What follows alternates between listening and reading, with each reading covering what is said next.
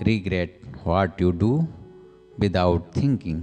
जी हाँ, बिना विचारे जो करे सो पीछे पछताए।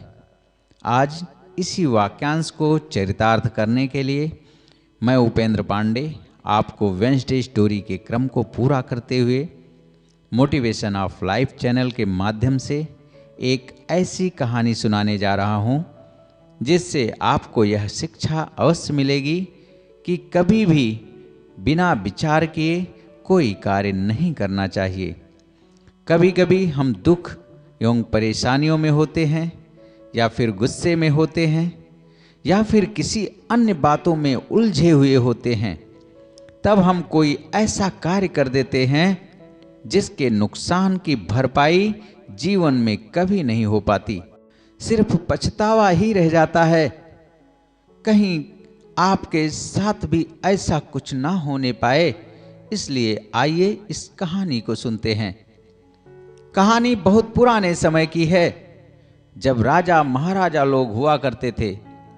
उसी समय एक बहुत ही प्रतापी राजा थे जिनके कोई संतान नहीं थी। वे एक नेवले को पाल कर रखे थे।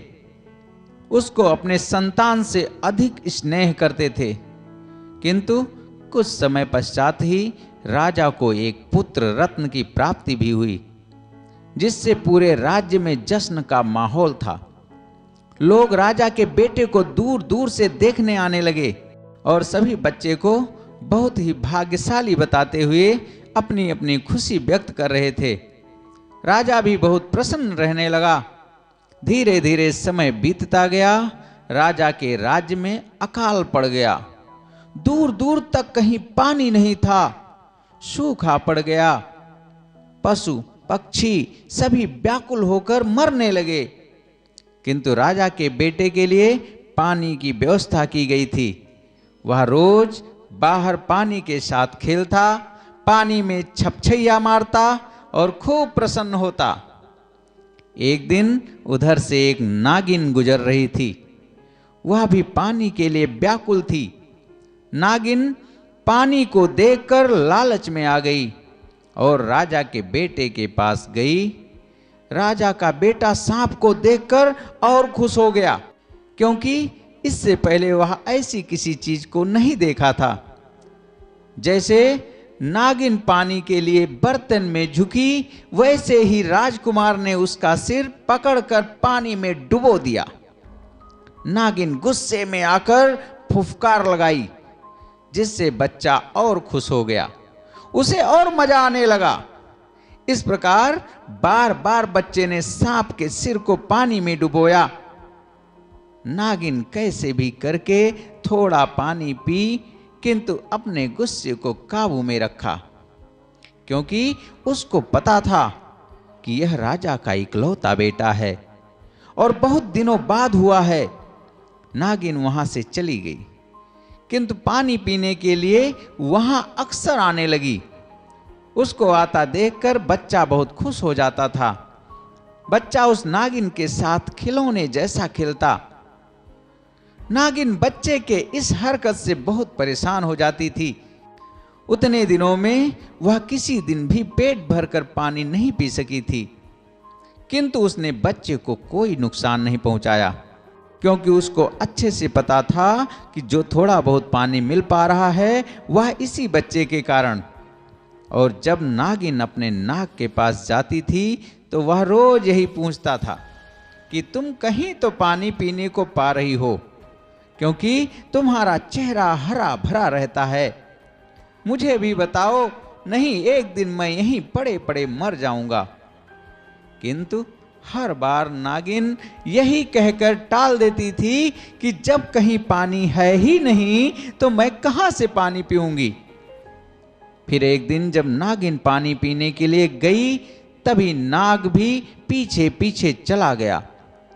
वह नागिन के पानी पीने की पूरी प्रक्रिया को दूर से ही देख रहा था।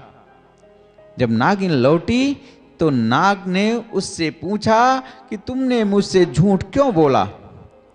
फिर नागिन बताई कि यह राजा का इकलौता बेटा है जो बहुत ही मासूम है। उसे तो यह भी नहीं पता है कि हम लोग सांप हैं और हमारे काटने से वह मर जाएगा। वह मुझे खिलौना समझकर मेरे साथ खेलता रहता है, पानी भी नहीं पीने देता, किंतु आप यह सब नहीं सहन कर पाएंगे। इसी डर से मैंने आपको नहीं बताया। आप अपने गुस्से पर काबू नहीं कर सकेंगे, क्योंकि वह पूरे शरीर को नोच डालता है। इस सब के बीच में यदि आपने कहीं उसे डस लिया तो अनर्थ हो जाएगा स्वामी। फिर नाग ने बोला, मैं ऐसा कुछ नहीं करूंगा, तुम डरो नहीं, क्योंकि मुझे भी पानी चाहिए। फिर वह भी बच्चे के पास गया।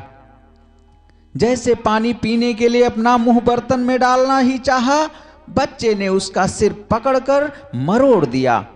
फिर नाग ने डराने के लिए फुफकार लगाई। फिर बच्चे को और ज्यादा मजा आने लगा। वह दोनों हाथों से उसका सिर पकड़कर पानी में डुबोया रहा। उलझन में आकर नाग अपने फन को फैलाकर बच्चे को डराने के लिए फिर से फुफकार लगाई। बच्चे को और मजा आने लगा। इस प्रकार नाग बहुत परेशान हुआ, किंतु बहुत थोड़ा ही पानी पी सका। फिर वहां से चला गया और जाकर नागिन से पूछा, तुम कैसे पानी पीती हो? वह तो पानी पीने ही नहीं देता। देखो उसने अपने नाखून से मुझे कैसे घायल कर दिया है। यह सब सुनकर नागिन बोली, जरूर आपने ज्यादा फुफकारा होगा। तो नाग बोला, गुस्सा तो बहुत आई, किंतु तुमने समझाया था, इसलिए सिर्फ फुफकार लगाकर छोड़ दिया। फिर नागिन डर गई और बोली, अब वहां मत जाइएगा प्रभु, नहीं आप गुस्से में अनर्थ कर डालेंगे। नाग बोला, नहीं मैं ऐसा कुछ नहीं करूंगा, तुम बेकार में डर रही हो।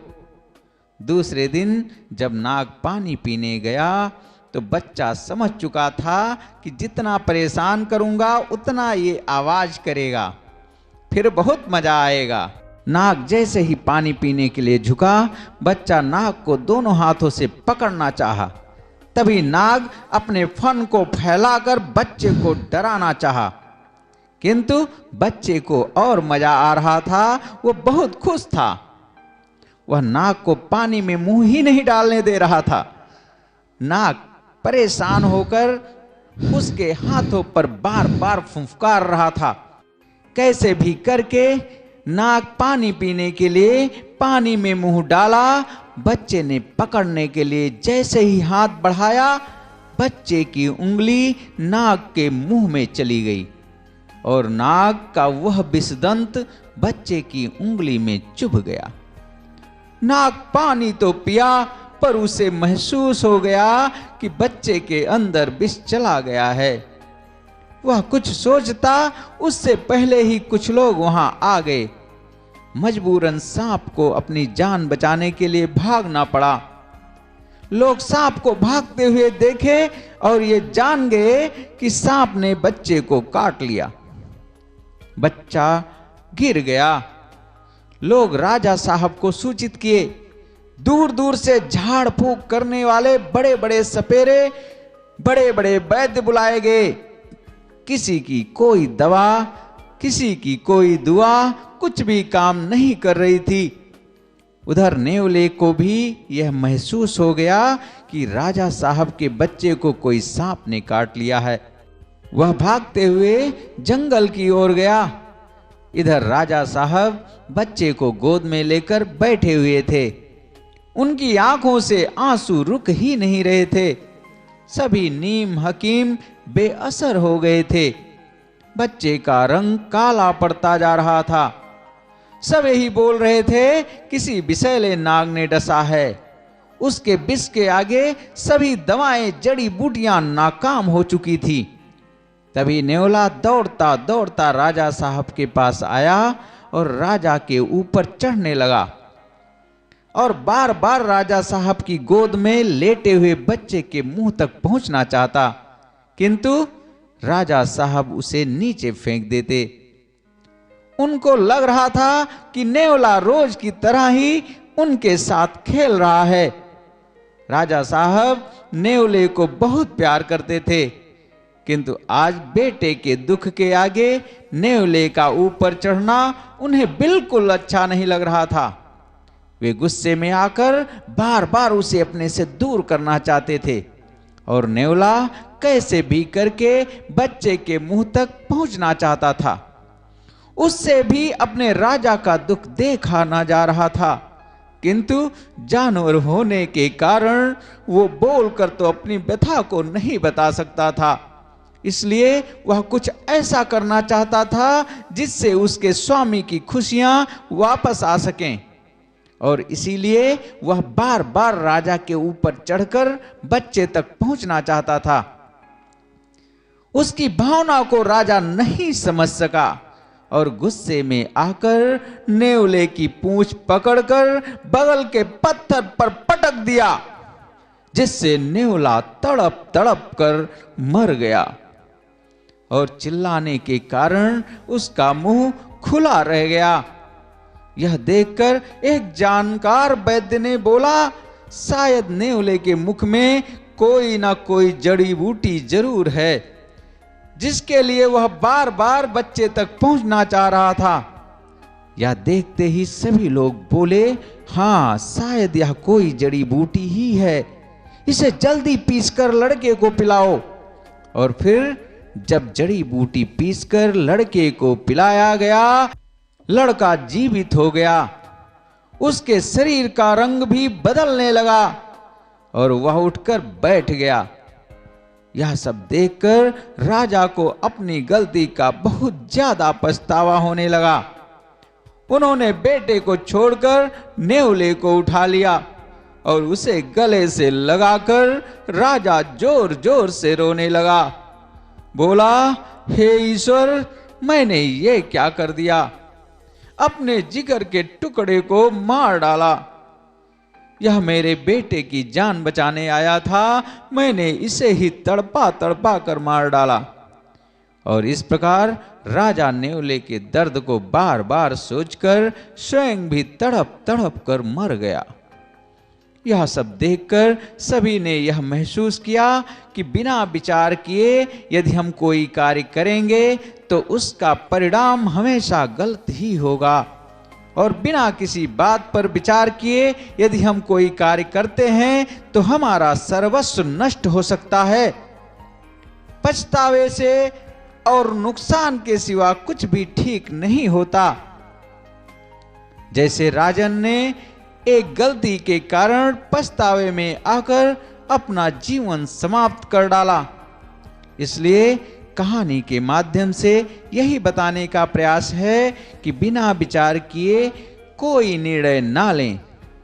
यदि ये कहानी आपको कोई प्रेरणा दे रही हो तो कृपया लाइक एवं शेयर जरूर करें, और यदि मोटिवेशन ऑफ लाइफ चैनल पर नए हो तो कृपया चैनल को भी सब्सक्राइब जरूर कर लें, जिससे हर बुधवार को सुबह 9 बजे आपको ऐसी ही प्रेरणादायक कहानियां मिलती रहें।